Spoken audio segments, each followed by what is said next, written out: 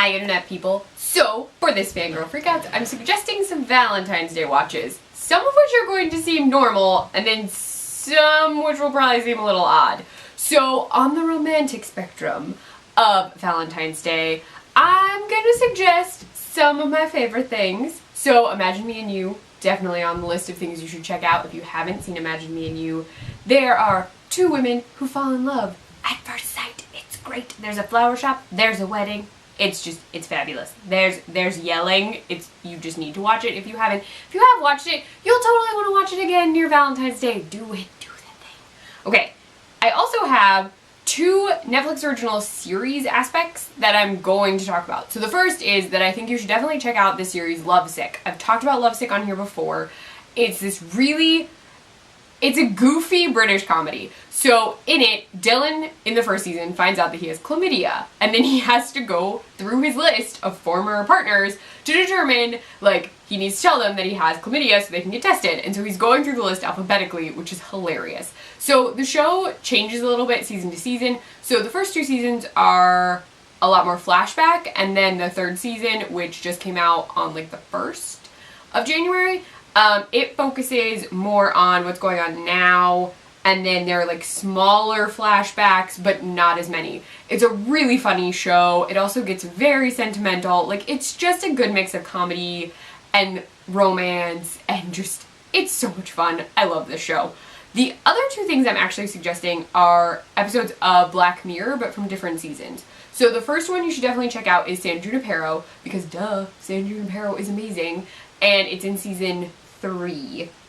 There's a newer episode called Hang the DJ in season 4 that involves a dating app. So there's this couple that goes on a first date, and then we watch these two people as they're like going through their lives on this dating app, because the dating app kind of functions more like a planner of your entire life. So you like have to follow the dating app. So it's really, really interesting. I really like the episode. I don't know. I would say it's very close to my favorite episode from season 4. So those two are my Black Mirror suggestions. You should also check out Vegan Cinderella from Easy, and then there's a follow-up episode to it with the same characters in the second season. I'm totally blanking on the name, but it involves a burlesque show. So it's really good. I like both episodes. Vegan Cinderella, I like a little bit more. I just think it's really cute. So those are my lists of more traditional things to check out. For non-traditional stuff to check out, I'm gonna say watch some cheesy horror movies. I've done that before. Sci-Fi typically starts showing cheesy horror movies the weekend after Valentine's Day. Like, on the actual day of Valentine's Day, I think they show My Bloody Valentine a lot. But the weekend after, they normally show a bunch of random stuff. Like, I think they showed The Descent? I don't know. I wound up watching a bunch of random things. One involved a rave in the catacombs of Paris.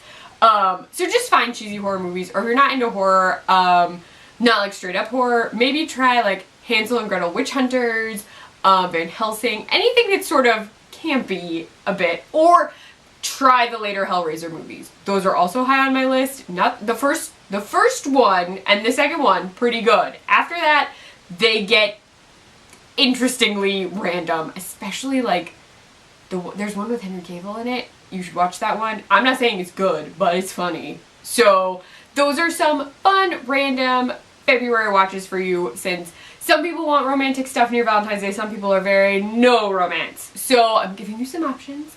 Let me know if you have any of your own Valentine's Day suggestions in the comments below or on Twitter. I'm at ClefNotes. You can find me on my blog, clefnotes.wordpress.com. I write for the Nerdy Girl Express, thenerdygirlexpress.com, and I run their Snapchat, the Nerdy Girl EXP. Bye, internet people.